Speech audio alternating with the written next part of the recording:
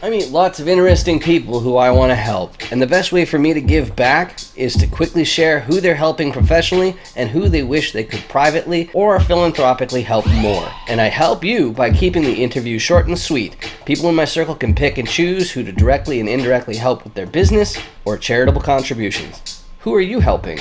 Don't forget to subscribe or follow me on YouTube and TikTok so they start paying me to do more content like this. Let's get started.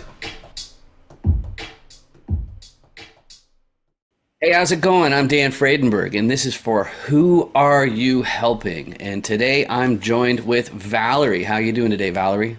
Good, Dan. Thanks for having me here. Oh, it's definitely my pleasure. And just so that you know, if you haven't seen one of these episodes of Who Are You Helping, usually people know me from dandoesdeals.com because I interview commercial real estate syndicators, investors, buyers, sellers, and stuff like that. So if that sounds like you, we should really book that appointment and do that 15-minute interview. It's pretty much impossible to screw it up. And the main thing is that I'm using it to document my prior substantive relationships for 506B compliance if we ever have private deals. But sometimes somebody appears in my circle and I want to know more about what they're doing, and I want to share it with presumably syndicators like yourself and find out what exactly is it that they do. But before we get too far into that, Valerie, do you want to say a thing or two about yourself? Sure. So I'm a stay-at-home mom. I have three kids. We homeschool, and we were kind of thrown into real estate, the kind of real estate world, business world, entrepreneurship. And from that, we've, kind of created a business and we're constantly learning and growing. And I love it. I absolutely love the business side, the real estate side, and I'm learning stuff every day. I love it. I love it. And of course, like everybody in this industry, especially like passive investors or whatnot, they're getting involved to control the cash flow of these different buildings. So it means that, especially when you're getting started, you have to have something else going on to make ends meet. And you've got a great little service that, and I know your backstory we'll get to a little bit, and we'll just touch on it real briefly. But as far as Who Are You Helping goes, the first question we always have is, who do you help professionally? And to fence that in a little bit, the idea is that everybody out there, they're getting money, they're getting paid on a fairly regular basis, and I want to find out, well, what exactly is that thing that you do for people? And Valerie, I know that has to do with the virtual assistant service that you have, but I don't want to put words in your mouth. Who do you help professionally? So it's easy. In one sentence, I help overwhelmed and overworked individuals find the perfect virtual assistant. That's basically what we do in a nutshell. I mean, it's that simple. There are so many people in the real estate world or just business world who are struggling. They're solopreneurs. They're doing everything themselves and they're not growing. If anything, they may feel like they're going backwards. Their workload is just getting higher and higher, and they just feel like they're drowning.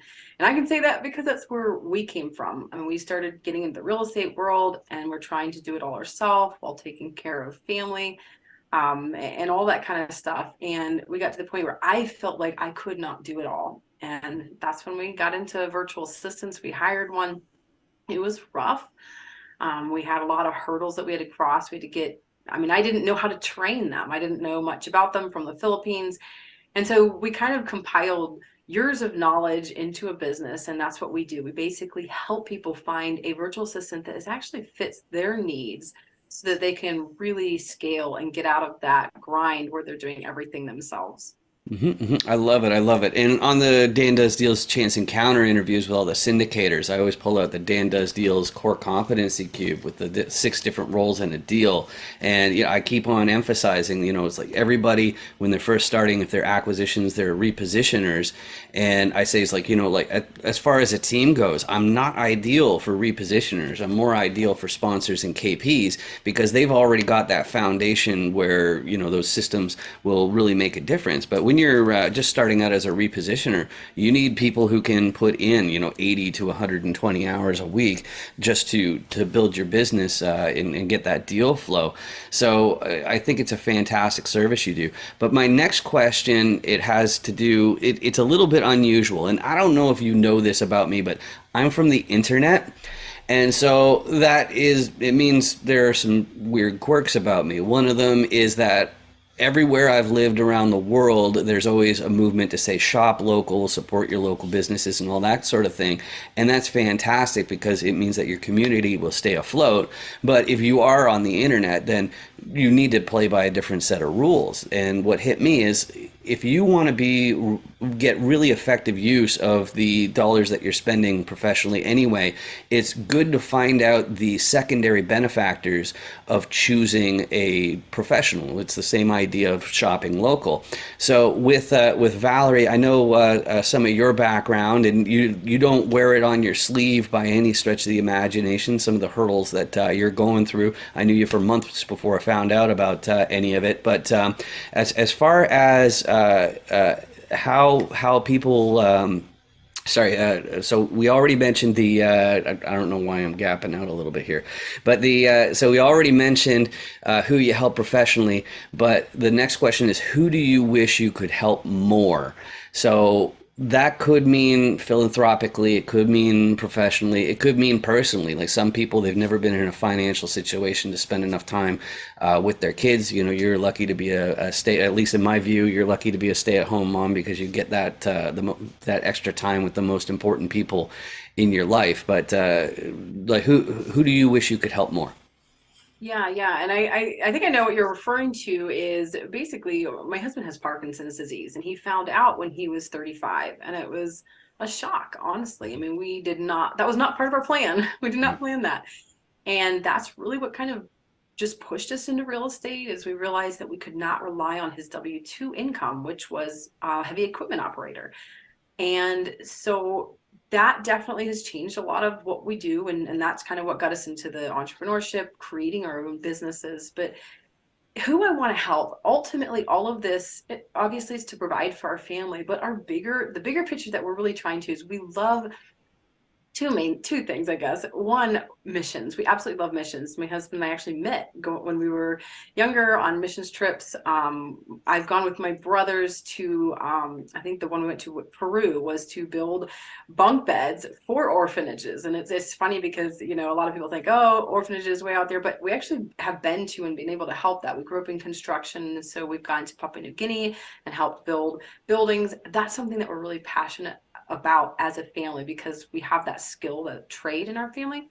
But the other thing is that I really like to help local people similar to us who feel trapped in their own life, that they don't have options. So, you know, and that might not sound like a lot, but that's helping friends and family and people who've reached out saying, hey, I see that you're growing. I see that you're trying to achieve financial freedom. How did you do that? I love helping those people because I know what that feels like to think, okay, my husband's not going to be able to keep his job. I don't really have a career to fall back on. I honestly felt trapped and I didn't realize it was all in my head. It was a mindset thing that I had to get past and realize that I can decide my future. I can plan that out. And so those are kind of the two things, missions and locally, that we really like to help and we like to be able to give back because we understand what it's like to be on the other side of the fence. Yep, exactly. It's such a common sentiment. You know, when you're in commercial real estate in general, you get people coming from everywhere, and the pattern just keeps on coming up. And the thing is, like, you know, like it might seem like, you know, even like we're deluded a little bit, but I just think it's just finally there's some hope, you know, that tomorrow is going to be better than yesterday. It's because, you know, how do you expect to do well if you're not focused on something that has, you know, real numbers of dollars and cents involved? So it's fantastic that whole thing. But the next question, you know, I like to make the joke of like a genie in the lamp or sitting on Santa's lap or something like that. It's the question is, without any, you know, hiding or anything like that. It's like, how can people in the audience help you personally? Like, what's the best way that would make a difference in your life? Well, first off, share Dan's videos. You know, that's a big thing. Here, share the video. You know, if you know anyone who needs a virtual assistant, if you know anybody who's overwhelmed, who's overworked, maybe you are, maybe you automatically think of somebody, share this video, send this video to them. Maybe it could help them out. You know, in helping others, you help yourself. I'm a true believer in that. And that's why a lot of times I feel like I want to help others, even if there's nothing in return, because it doesn't always come back the same way. So that'd be the thing. Share the video with somebody you think it may help.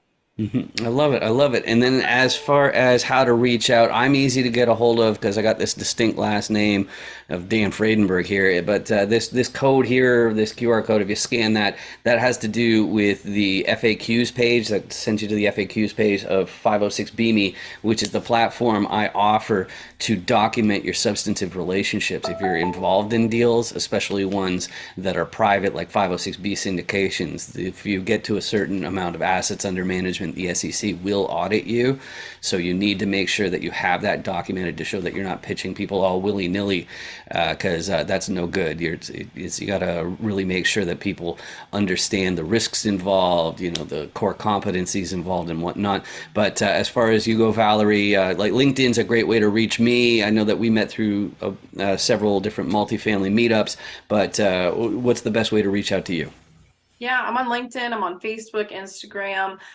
You can email me, Valerie at thestreamlineteam.com, and messages, yeah, any of the above. I'm out there. All right, awesome. And then the last thing it's just to let everybody else in the audience know one thing that I think is very important, which is that because we've already found out who you help professionally, who you wish you could help more, how people can help you, and how to reach out. But Valerie, did you know that if people hit the hideous subscribe button, then that helps me? Absolutely. And that goes back to what I said. When you help others, it does come back.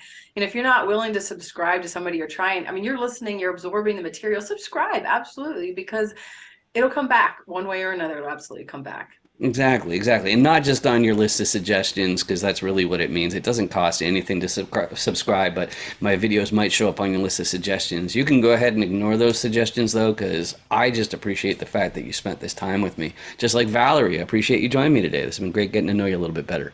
Absolutely. Thanks so much, Dan. Awesome. Thanks.